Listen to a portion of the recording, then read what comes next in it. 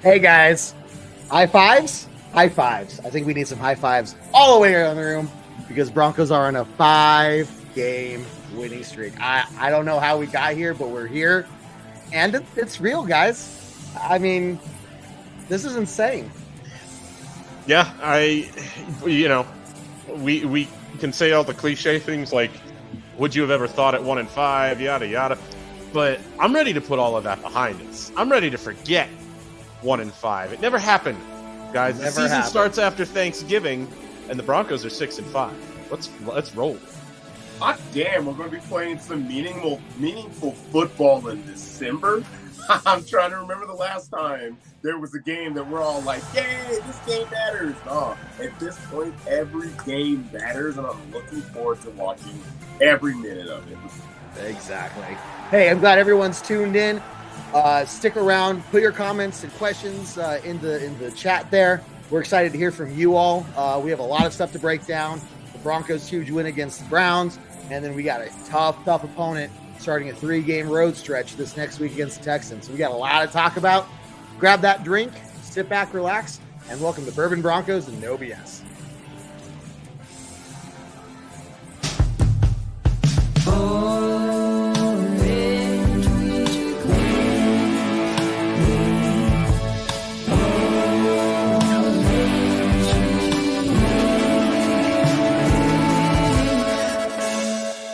Orange Weekly. Fans, brews, and Broncos news. Well, guys, I was looking at the record, and I'm a little confused because for some reason the first number in our record is bigger than the second number in the record, and that doesn't make sense going into December. Is there something I'm missing, guys? It's a phenomenon we were talking about before we got on the show, Kev. The Broncos have not played meaningful football at the beginning of December in a while. And Spotty, you just alluded to it too. It's different this year. I know it's a strange feeling, but I don't know, guys. Don't you think it's about time we just embrace it? I think we're all on the train at this point. You know, John was trying to figure out where exactly we are at this point, and winning is contagious. It's infectious.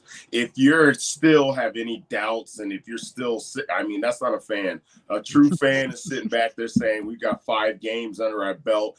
We're now nitpicking all those games. Man, we're a field goal away, or we're 1 turnover away from 2 other wins." Like, that's where I think everybody should be at this point. Mm-hmm.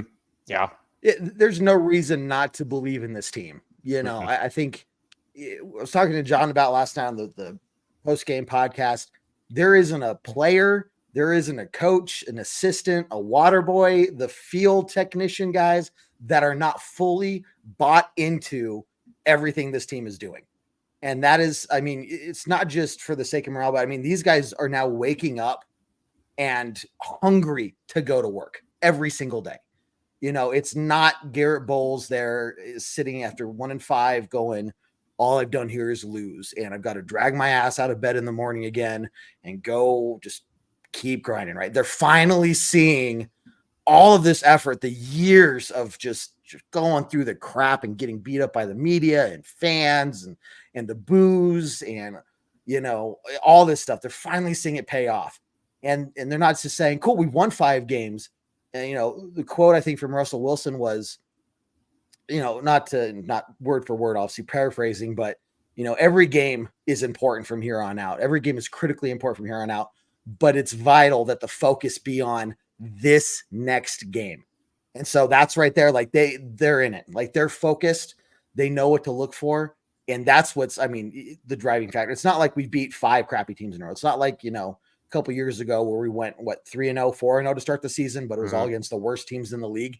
We're playing really tough teams. The Bills on the road shows me a lot of promise for how they can, travel well still. I don't know, guys. There's just, for me, no reason at this point not to sit back and say, I know what to expect from this team every week now, and it's a good thing. Yeah. And Spotty, I feel like we come back to this every week because I'm still not entirely sure where you're feeling about it on a week-to-week basis. But I want to ask you directly, where do you see Sean Payton in the scheme of this team is playing for each other now. Like they are all pulling in the same direction. They all seem to be going toward one goal, and it all it feels like you've seen it fall into place over the last few weeks.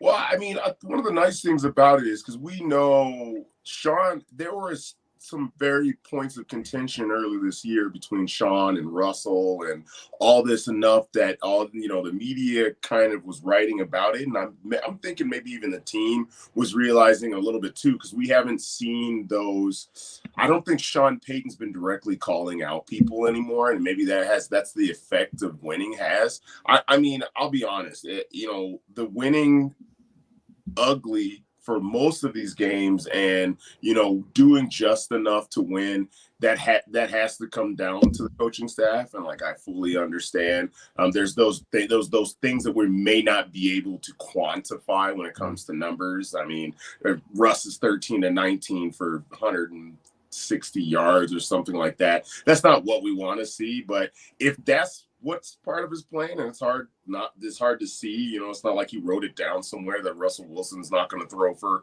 3,000 yards this year. If that's part of his plan, man, I'll give a hats off to Sean, absolutely. But when it comes down to how I'm going to judge this season on how much we gave up for Russell Wilson and Sean Payton, we're going to have to see the final zeros on the clock 100%, because we've done this. We've done this with these coaches. We've come in at this point. How many head coaches have we had in the last 6 years, 7 years, since the Super Bowl? Almost a new head coach on average, probably almost a new head coach every year, right? Yeah, on average. Yeah, basically, right. And that's a really good point. I'm still taking that as progress, because it's felt like the first time that you've been like, okay, let's see, not just like still no for me. So I like that. Okay. All right. How about you, Kev? What are you feeling? I got to say, I'm going to talk to the feeling in the stands. It was electrifying, just absolutely crazy. For those, and so I'm going to get on a little bit of a soapbox here. And 9,000 no-shows. Okay. I get it. Life happens. People get sick, family emergencies, travel through the holidays. That's fine. I am talking to directly the group of people that had a chance to go to the game, had tickets, or were looking at tickets and said, it's too cold. You know what, guys? Boy, guys, I got to tell you. Shame on you, missed out. You're not going to see a nicer late November game at Empower Field. First off, no. Beautiful day. It could have been better. Yeah, once the sun went down, it got a little chilly, but guess what? You scream loud enough, you stomp loud enough, you drink enough. I was warm. And you drink enough too. There's plenty of ways to stay warm, right? So I'm telling you guys, we have been complaining and dying for this team to finally do something good that makes us want to go to these games. We are finally in a position where we could go to a winning record for the first time going to December in nearly a decade. And you guys, you jokers, sit at home so you can be in front of the fire. Well, guess what? Joke's on you guys. Ooh. You missed out. I'm telling you, look, I will give people a pass for the Christmas Eve game because it's Christmas Eve. Totally understand that. I'm telling you, that last home game against the Chargers, Broncos country, you had better show up, because I have a very, very strong suspicion that game is going to be one of the two games that is to get us into the playoffs. The Chargers in the next week against the Raiders, and we have got to send our guys to Las Vegas with another win under their belt and feeling amped, knowing that they have us all behind them. We have got to pack that stadium and just absolutely rock it. I'm telling you, I haven't felt the stadium that way since 2015. On our way to the run to the Super Bowl. So it was fantastic to see all of Broncos country just absolutely lighting it up and loud from the very, very get-go, guys. So tip of the hat to everybody who went and was just loving it there. Joke's on you to all the people who didn't go. So, hey, that's my soapbox. I'll step off of it. But look, I'm feeling positive. Like, there's just no other way to say. Like, again, I mentioned earlier, a month ago, 6 weeks ago, it was like, well, I don't know what kind of Broncos team is going to show up. Is the defense going to be there? Is the offense going to sort of struggle? Are they going to completely fall apart? There's none of that. I know what's going to happen. This team is hungry. The defense is ready to go. The offense is still improving. You can't really count on them right before halftime and right after halftime. But outside of that, guys, we got a decent offense too. So I'm just saying, guys, like this is the real deal. And I don't see them at this point. I can't see them reverting back in any way, shape, or form to what they were, primarily because of the coaching they have behind them to keep this train on the right tracks. Yeah. Before we get too far, Kev, Dan, I want you to know that I'm gonna be at that the 31st game. I got those tickets a week ago, so I was sitting there and I was like, okay, I think this is gonna be a good game to be at. I don't care how cold it is. Yeah. So me and my best friend, we will be present no matter what. So if everybody isn't looking at that schedule and looking at those last couple games, there's only 2 more home games. Yeah. At this point, yeah, Eve and New Year's Eve. Mm-hmm. It's time to sign up, man. And, if we can shellac, I get Christmas Eve, but even if we could shellac the Patriots, hey, you should be thinking about how you start your Merry Christmas by the possibility of being a team that puts Belichick out the door. Yep. Yeah. If I was the Patriots at the beginning of the season, or as they're struggling, you'd look at playing the Broncos near the end of the season and be like, okay, that's probably a game that we can handle them. Look, the way they lost the first few games of the season, they're a nobody team, just like we thought, right? Now, if I'm the Patriots, I'm looking at that going, oh God, I'm in danger, They just lost to Tommy DeVito and the Giants. What is it? What is it? There's no pronunciation for this, right? It is what it is. That was great. They're like, how do you? What's the phrase for that? There's no word for that. Yeah. No, it's fantastic. So, hey guys, I'm glad everybody is here tuning in. Make sure you're putting your comments and questions in the chat. We want to hear from you guys. Jerry, Cindy, Kat, you're here. Anthony, everybody, John's watching. Sean, make sure you hit that share button for us, guys. Subscribe to our YouTube channel as well for all of our daily content. But we're gonna keep the train rolling here, guys. Yeah. Let's think about more of specifics for the Browns game. What was, and Spotty, I'll start with you. What was maybe 1 or 2 things that you really took away from this, saying, this is like the thing I was hoping to see from this team, and was what making me feel better going forward to the Texans?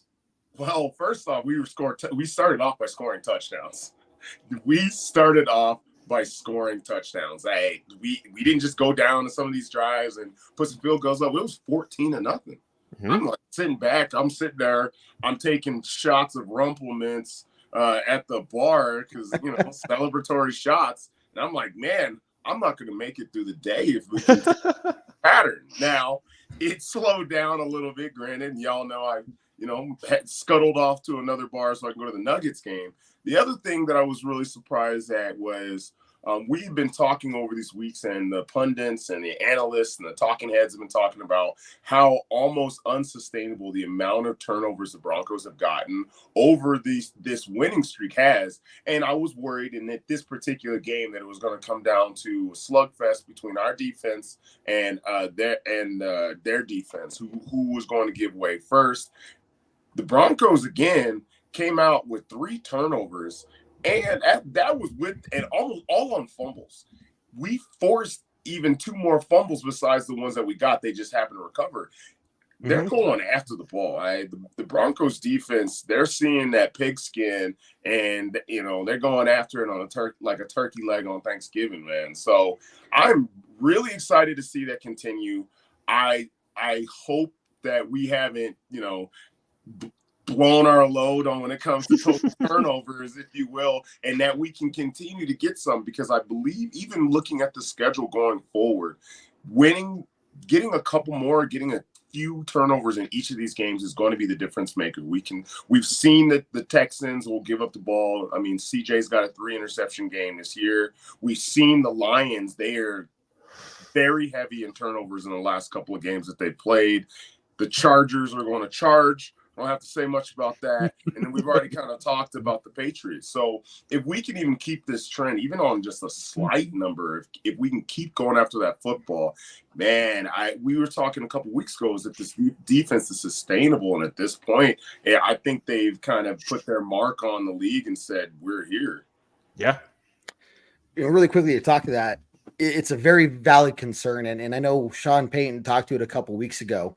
Following, I think it was midweek presser or something. But, he said he's coached a team that had 30 turnovers throughout the year. So he said he knows it's sustainable, right? And so he's had that experience to find ways to keep his team, going through that and not regressing or anything like that. So he has that experience, right? And when it comes to the forced fumbles, that's a culture thing. That's a buy-in thing. That is a mindset thing, Now, like you're saying, everybody wants a piece of that turkey leg. Everybody's going, oh, he got one. He got one. He got three. I want one. You know what I mean? So they're going out there and they're just trying to rip that ball out every chance they get. And we'll talk about how that is maybe going to flip a little bit in terms of what we're looking for in turnovers against the Texans game later on. But spot on, Spotty. Jared used that last week. I can't do that. Good job, Spotty. David, what do you think, buddy? So, I mean, which question are we going to? Like what were you looking for? Yeah, what did I see? Okay. That run defense surprised me. They let up a couple of big runs, but I thought it was really improved over what they had shown, against the Bills, even against the Vikings. But I think that what I saw was that it wasn't anything schematically or a different player that they were rotating in there. They were just tackling better. And I hope that trend continues because it's what we've been saying for weeks, right? If you can just tackle better, these 15-yard runs stop at a 5-yard run. And, it becomes a lot harder for the offense to get rolling from there. And yeah, we saw it a little bit better this week. That was really encouraging to see. Honorary mention just goes to the fact that they came out like, you said it, Spotty. They started, up 14-0. And then they slowed down a little bit, but then they didn't just go quiet until the last drive of the fourth quarter, right? They came back and scored the football again. And it really made you think, okay, they are turning on the gas. They want to put the Browns away now. They don't want to wait until the fourth quarter anymore. They feel the stress of that just as much as the fans do. They do. And they want to finish that game right then. So that killer instinct that they're starting to show was really, really important. Let's get some more questions here. Kat asks, we'll talk about, playoffs and everything as we get closer to the end of the show, guys. So make sure you stick around. I don't want to jump too far ahead here. So questions about playoffs and records. I know, Tim, you got a question too, man. Not ignoring you. Make sure you stick around. We'll talk about that later on. Sean here, Troutman's catch. Man, is the Cortland Sutton effect rubbing off on these guys? Like, is everyone like, oh yeah, Court can do that? I can do that too. Watch this, I think this is Russ. Guys, I think this is the positive that you get. Yes, you get from Russ when you get those plays where he just holds the ball and gets sacked, and you're like, what were you doing there? This is the other side of that coin. And it was so deeply buried under all of the Hackett stuff last year that it was never there. And but it's back now. It's back, and we're all just basking in it. And I'm thinking people are seeing more now that it literally was an incomparable coaching job.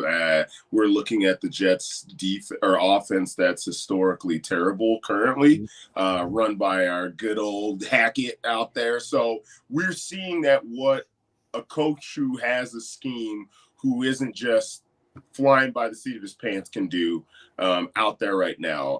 Do I want to see more? I'll tell you what I wasn't going to expect. We weren't going to expect the Broncos to run the ball as well as they did in this freaking game. Everybody said that. We're looking at the number one rush defense in the NFL, and all of a sudden the Broncos come out and run for 150 yards plus. And man, it felt to me like they opened up the offense so much more in this game. It felt like they had a lot more stuff available and a lot more ways to trick the defense and fool the defense. And maybe they were running the same schemes and plays and just dressing it up a little bit more with the motions. But man, like how many times did we see Michael Burton and Javonte Williams in motion on the same play, swapping positions multiple times, and then one of them ends up out at tight end, and then they just run a read option off of it, or they run a pass off of it, or it just felt like they had so much more in their playbook that they trusted the players with this week than in weeks past. Confidence. That's the coaches saying, you all have hit this level. It's time to go to the next level and introduce some of those more complicated things, and saying, we trust you enough, especially in a big game. We trust you enough to go out there and do this well. And this is more of what you're going to see from a Sean Payton offense as he gets more of the players that are going to fit into a system where they have a whole off season to really develop and study and practice and run through mental exercises and just come together as a team. And, now they're all on the same page, right? So this is what you're going to see more of in the coming years, right? It's just going to get more and more, I think, elaborate, because they're just going to be able to understand it more and execute it a whole lot better. So fantastic. Now, there is one concern. Go, Spotty. Low key offensive MVP, Samaje Perine. Not even low key, high key. Well, it's like we see the Cortland Sutton catches. Russ is the quarterback of the team, right? But that man in the fourth quarter against the Vikings, and every time he had the football against the Browns, he was a man possessed. I actually had to double check a couple times to see if that was was Javonte running the football. But no, here's Perine running for 7, 8, 15 yards, and I'm not talking about, hey, he's the hole just opened up and he was able to run all he wanted. No, he's hitting people as he was running. And some of those drives, I was just like, okay, cool. Now we know we got this thunder, and sometimes lightning when we throw in, McLaughlin in there. But we haven't even had to talk about McLaughlin in a long time because of how much Perine has stepped up. Yeah. And everybody's given a ton of credit to the O-line here too, and I have to agree. I also have to give credit to Sean Payton here, because the O-line, I think, Mike McGlinchey is probably still, not a top 10 pass protecting right tackle. He's an incredible run blocking right tackle, though. And I think that they are really, really attuned to what the strengths of these guys are now and what they can do together, and who needs help in which scenarios as far as passing downs and that kind of thing. And I think it's really all just gelled together. I think the O-line and the tight ends are on the same page about what they need to be doing. And I think it's all, I think I don't want to use the word peaking because it's a little scary, but it does feel like it's all gelling at the right time. You know what I mean? Gelling. I don't think this team has peaked. No. One of the concerns, I've been looking for on offense and defense, and one thing I was looking for in this game was, look, other team, now that we won 4 in a row, these teams have had tape on us since we've been succeeding. They've had a chance to really try to understand who it is that we are, what are we doing that's working, and try to find ways to stop it. And through that, I was curious, not necessarily if we were going to regress, but if we were going to plateau, where the turnover is going to decrease. Was the offensive production going to plateau, and we haven't seen that. And that's a good thing, is even though other teams and teams like the Browns with supposedly the best defense in the league, right? They should have had plenty of opportunity to go out there. Now, I don't know what they're doing on offense. You have such a strong run game, against a weak run defense, and you go out there and you basically do nothing but pass in the first half. Like, if anything, I'm the Texans. I look at that and go, oh, that's what we were going to do. So that's now there is one concern, guys. Now I want to take you back to a couple weeks ago against the Bills. We got a turnover on the very first play of the game. Really great. But then, next week we got a first turnover in the first drive, right? Now this game, we didn't get a turnover until the second drive. So, is there a decrease there? Is there a downward slope that we should be concerned about? Oh, like, what a Broncos fan take right there, man. Right. But can you believe we're talking about this stuff? Like, obviously I'm not serious, but Can you believe that this is the team that was 1-5? This is the team that everybody was the laughing stock of the NFL. This was the team that, you just can't do anything but respect this team anymore and what they've done. I mean, it's historic. Only 5 teams since 1966 have had a 5-game winning streak following a 1-5 start. That's how rare this is. This doesn't happen all the time. You know what I mean? We're getting a lot of people stepping up in that. One, I mean, you can't foresee any of these people stepping up. I'm pretty sure I said first episode of this year for us that Lloyd Cushenberry was the weakest person on that line. And, Pro Football Focus is telling me that he's one of the most efficient centers in the league right now when it comes to pass protection. So, surprise there it is. Lloyd, who we thought, hey, he's probably not going to be the starting center by the end of the year. He's entrenched in there. And if he continues his trend, hopefully more like the a la Garrett Bowles situation, and where he hit his lows and he's on an upward trajectory, that's somebody that's going to be with us for a little while. The run offensive line, I mean, we're talking about when it comes to running the football, we're one of the top offensive lines out there. We still have got some things to work out when it comes to pass protection. But even in this game, Myles Garrett, who is a wrecking ball of a human being, came out with 0 sacks in this game. There's times that when guys like TJ Watt and back in the day JJ, Julius Peppers, guys like that, you knew that they were going to step up and they were going to have an effect on the game. And I don't really feel like they were sitting out there saying Myles Garrett, Myles Garrett, Myles Garrett. I mean, they literally didn't even post a picture of him at any time. Usually there's at least one photo where they show you that he's an athletic looking freak, kind of like that photo that we made Jared look up last week. Okay. Usually you see that in one time, but they did not talk about that at all. And then on the defensive side, we got Nick Benito, who's leading the team in sacks. We've got PJ Locke, who with him coming back in this game was a big difference maker. Some mostly good, some, was that Kareem? First game back. And then that was a legal hit. Yeah. Hey, well, the second one was definitely legal. Yes, the second one. Yes. Yeah, that's true. Oh boy, and that's the thing too. You got to keep PJ Locke on the field because, man, I look at the way he plays, overall, and it's like he should have been starting this whole season. Like, no disrespect to K-Jax and what he brings to the field, but I think PJ Locke is playing better than Kareem Jackson did when he was in there. McMillan, to his credit, got burned a couple of times in this game, and then but you saw him bounce back. You saw him bounce back during the game, and it's going to happen to a young corner. You're going to get cooked sometimes, especially when you're a slot corner and the guy you're playing against is a speed guy all the way. It's going to happen to you sometimes. Yep. But like I said, you saw him bounce back. He still has a really, really bright future. Still looks like one of the best young defensive backs we've had on this team since Pat Surtain. And he's undrafted. He is undrafted. The Broncos have hit gold. Have the Broncos hit gold again? I don't know. Seriously, have they struck gold? You better have struck gold because Damari Mathis, your 4th round pick from last year, can't get on the field. 0 snaps. Your 3rd round pick from this year, Riley Moss, finally got 3 snaps on defense this week. And so you got to have somebody emerge that you can call a homegrown talent, right?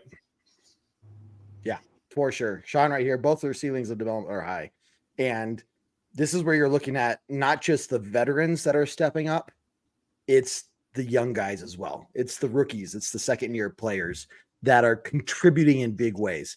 And man, are you glad that they found a way to keep Christian Parker on the staff?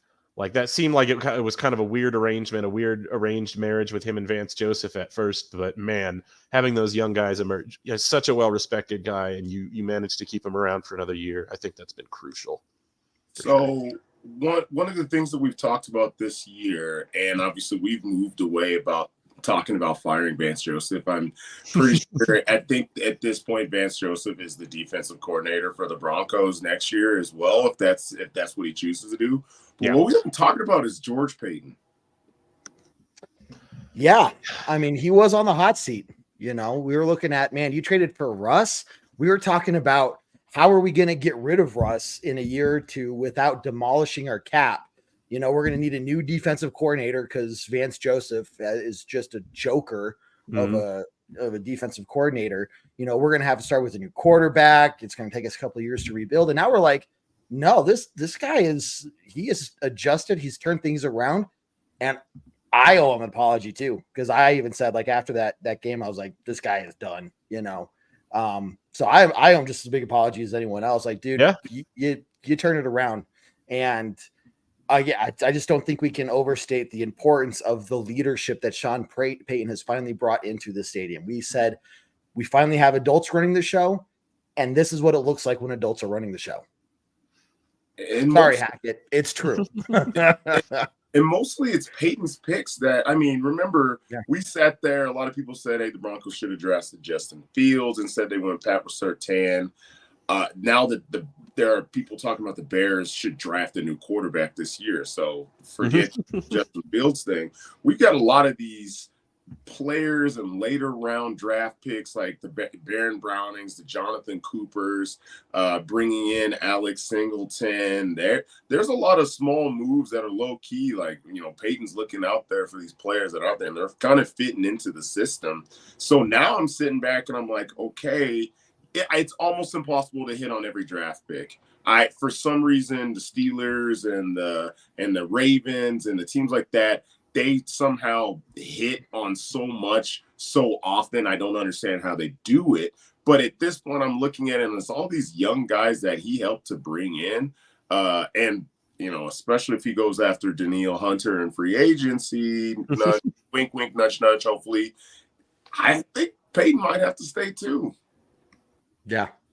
Yeah, we'll see. And it, right now too, this brings me kind of back to the question of, I'm not necessarily opposed to keeping Peyton at this point, but now I'm wondering what the power structure is between those two guys now.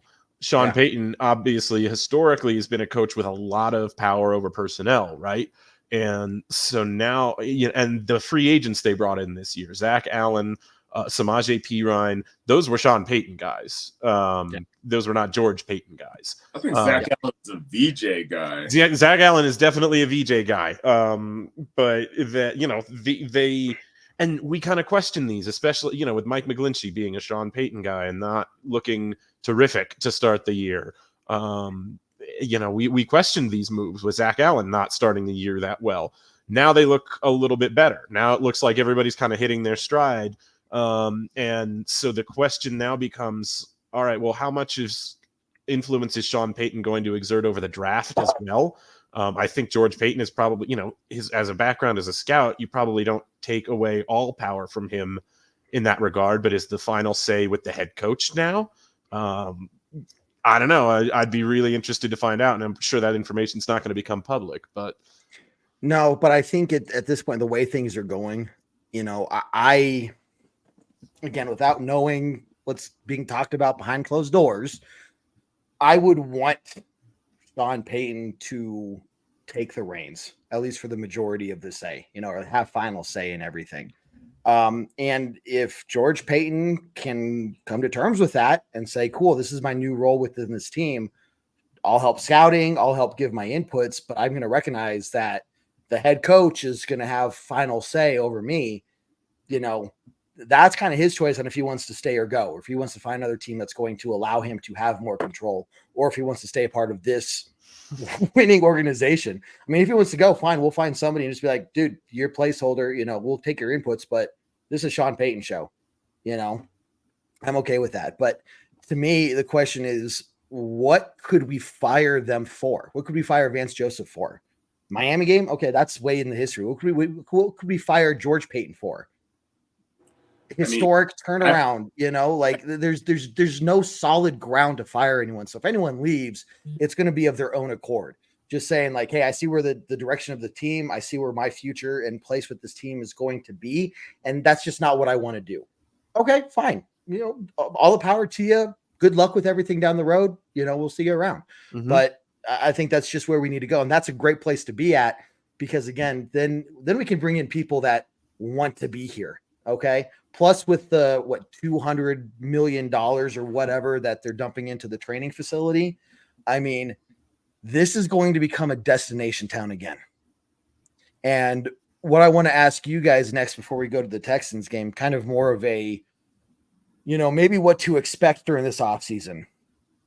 If you're Russell Wilson, do you consider any offer from the Broncos or talk from the Broncos to restructure your contract and your salary to make more room on the cap space to bring you more weapons, especially knowing that this is, teams are going to look at this, players are going to look at this team and say, man, I could win a Super Bowl here, or are you saying, man, nope, I'm going to keep my $250 million. And so I don't know, is that something that we could see during this offseason, is restructuring from Sean Payne or from Russell Wilson? David, what do you think?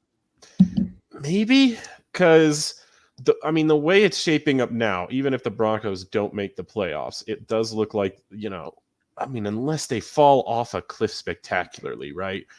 I guess it could happen, but it's at this point, it's too well coached of a team for me to really have that concern.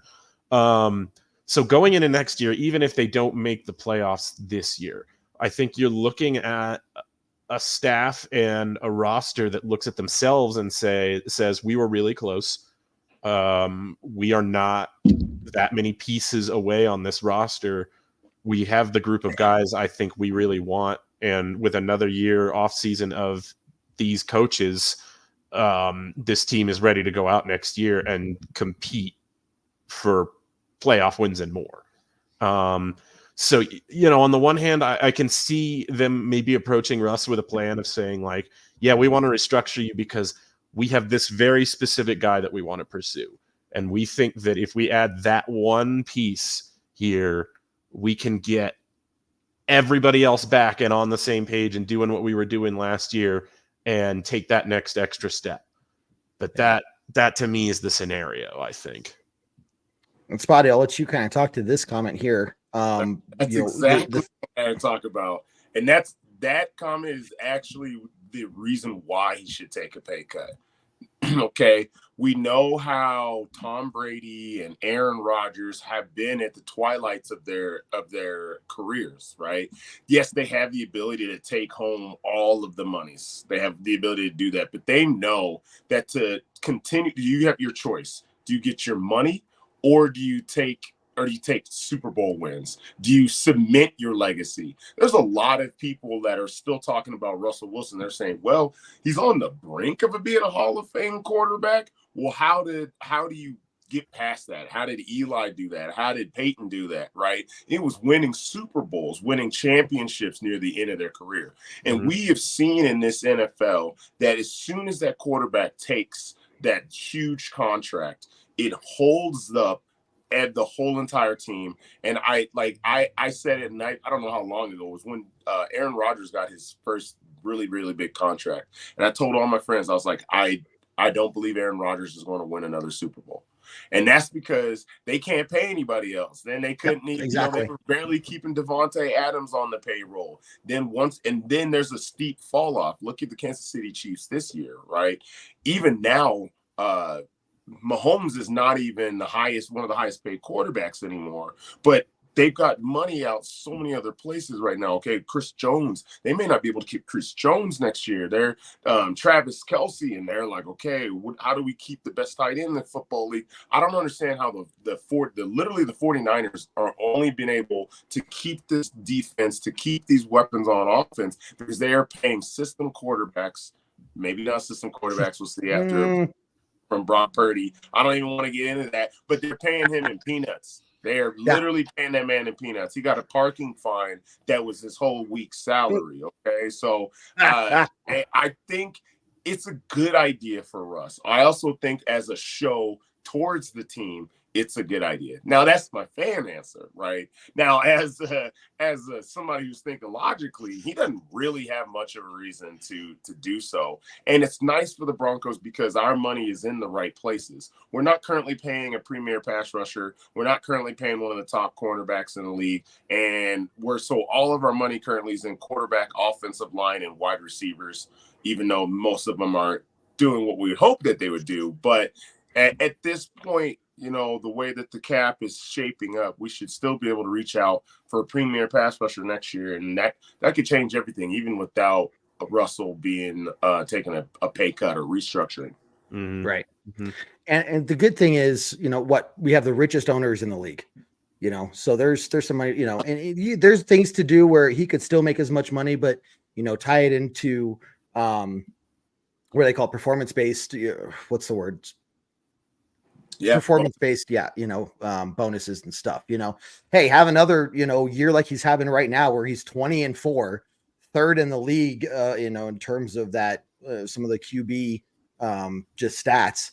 He's up there, top 5 quarterback. Hey, you have another performance like that, we'll tack on money through bonuses and stuff, right? So we'll just take away some of the guaranteed money that'll open the cap space. And they're going to be they're very knowledgeable and stuff. But the bigger thing, and what I think you're talking about, Spotty and David I think you spoke on it a little bit too, is that legacy. And Russell is about perception, reputation, and legacy. He's Mr. Unlimited, right? He has that personal brand. Yeah. And so unlimited. Thank you. I said it wrong. So you dangle that carrot in front of him, and look, he's not just in it for the money. He wants to be a Hall of Famer. He wants to have that brand, his personal brand, expand or, extend past his time in the NFL. He wants to play for another 5, 6, 7 years, but you never know what happens injury wise or anything. So what can we do, now to even, to make this team even stronger, get us to where we, to that Super Bowl sooner rather than later. And just like you're saying, cement his legacy now. And if that means he loses a couple $1 million, okay, he loses a couple $1 million. But I think he'd be very okay with that. So it's just one thing to think about as we're going into this offseason. I know we still got a long way. There's still a lot of football to be played. But look, we're talking about what this team could be next year. Some of these conversations are going to start coming up more and more. And it's going to be really interesting to see what the team does to entice, well, first off, open up some more cap space, but then entice players to come here. So, okay, guys, I think it's time to talk about the Texans. Texans are coming to town, or no, we're going to town down in Texas. To me, this is a playoff game, and I'll tell you why. It's not just because, we're basically tied with the same record. Texans have the slight tiebreaker, but this could be a playoff rematch. We're on the road. We're in a hostile environment. They're just as pumped as we are. Aren't they on a little bit? No, they just lost to the Jaguars. So they're looking for a bounce back game. What are some of the things you're looking for? Spidey, we'll start with you, man. How important do you see this game? Do you see it as a must win playoff type of game? Or is this a game where as long as we're close, it's okay with you? First thing I'd like to say is CJ Stroud is the quarterback that we expected to see from like Josh Allen and Pat Mahomes earlier this year, except that man might have more low-key weapons than anybody in the league. So when we're going to put to the test that secondary that's been more or less bend, don't break, this team's really going to put us, because it's the closest to another NASCAR package out there. I don't want to say that they're not the, Dolphins, but they have the speed and guys like Tank Dell. They've got size and guys like Noah Brown and Nico Collins. They've got a veteran tight end in Dalton Schultz, and CJ Stroud is playing like somebody who should have been the number 1 pick in the NFL. Then they're led by a defensive-minded coach who also has a bend not break kind of mentality. So their defense is doing enough to keep them in games. This is going to be a test for us. I could see this being a game where we actually don't get any turnovers. I could see that this is the game where our offense is going to have to do a little more of holding up the boat, holding up the team, and doing more work in this. And this is the game for us to put some points on the board. So before I go to David, let me ask you this, and then David, you can answer. Should it be that the Broncos are more worried about CJ Stroud, or should the Texans be more worried about the Broncos? If that makes sense. You want me to answer that? Yeah. Hey, CJ Stroud's on pace for 5,000 yards and possibly leading the league in passing yards as a rookie. So at this point, the Broncos should be looking at CJ Stroud as a potential top 6 to 7 quarterback in the NFL today, not even tomorrow, not even here. That we should be looking at somebody who is willing to unleash the ball downfield, unlike anybody we've seen. Don't get me wrong, Pat Mahomes is the best in the league about it, and we know the howitzer that's on Josh Allen, but this guy's putting dimes down, and it's incredible to watch. Yeah. David, going the other way. Me too. Go for it. Explain. Oh, maybe he can't explain why if he's frozen. Yeah, It'd be a little tough. I'll take it for him. So when he comes back, we'll give him a chance to answer. Oh, David, you're back. I'm here. Okay. Why? Good. Why switch it? Because I am also of the same opinion as you. But Hey, I'm with you, Spotty. CJ Stroud has had an amazing rookie season. He's played far beyond his years, seemingly on the field. They ask him to do a lot at the line of scrimmage, and that's really, really impressive for a rookie quarterback. But what the Texans don't do that the Dolphins did incredibly well is run the football. The Texans run the football I think they're the worst rushing team in the league. And that takes away a dimension of your offense. And frankly, it gives the defense less to worry about, right? It gives them less to think about. So if the Broncos can just replicate the effort they had against Cleveland, against what on paper at least is a far inferior rushing offense, then you make CJ Stroud put the game on his back. Now that's not to say he can't do it. Spotty was correct in that he can do it as well as any quarterback we've seen this season, including Pat Mahomes. So it's not impossible that we execute that game plan specifically perfectly, and he just goes out there and wins that game for them anyway. But you at least have the chance to unleash your pass rush a little bit. You at least have the chance to rush 5 guys consistently, drop 6 into coverage, and make CJ Stroud sift through those 6 guys until he finds somebody open. And yeah, he's going to get his Tank Dell shots. It's going to be a thing that connection is already too good to kind of shut them out for an entire game. Yeah. But you've got Pat Surtain back there, and you've got Jaquan McMillan back there, and you've got PJ Locke back there. You've got guys that you can trust, I think, to hold up more often than not, in red zone situations especially. So I was feeling a higher scoring game for the Broncos last game, and that kind of panned out. I'm seeing. I think this might be a lower scoring game for the Texans than people are anticipating.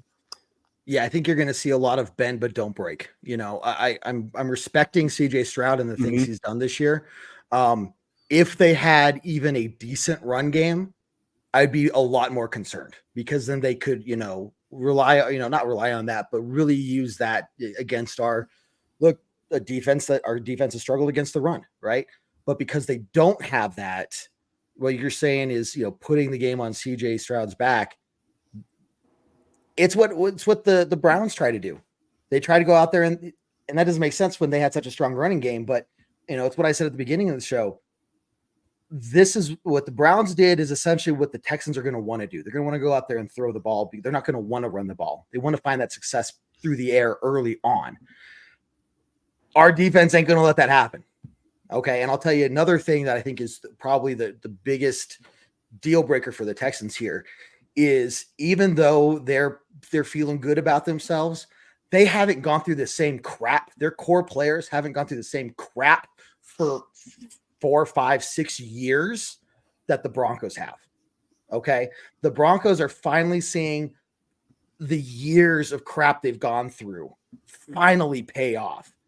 And that is, I think it's going to boil down to, I think, who wants it more. who's going to make more of those bigger plays, who's going to step up more.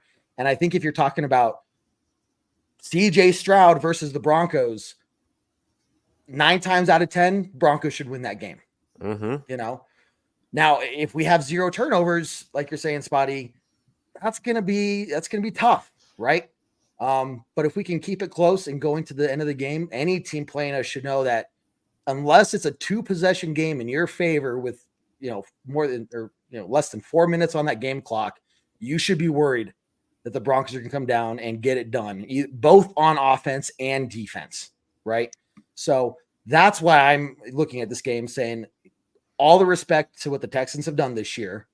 They were essentially going to the season. Everyone was expecting them to have the number 1 draft pick, right? And that's not been the case. So big props to them. I'm not overlooking them at all. But when you're talking about a game to fight for the playoffs, one team is a whole lot more invested than the other. And I'm really hoping that shows, kind of like it did in Buffalo. And they go out there and they just play absolutely lights out and put up, you know, another 24, 27, 30 plus points would be fantastic, right? And then holding the Texans to maybe 13 to 17 points, you know, yeah, they'll probably get a couple touchdowns, at least one. But then if we can hold them to the field goals more often than not, it'd be fantastic. So, you know, Jared, 7 p.m. is when the show. I'm just kidding, man. How you doing, buddy? Good to see you. Oh, can't hear us. That's why he looked so disappointed.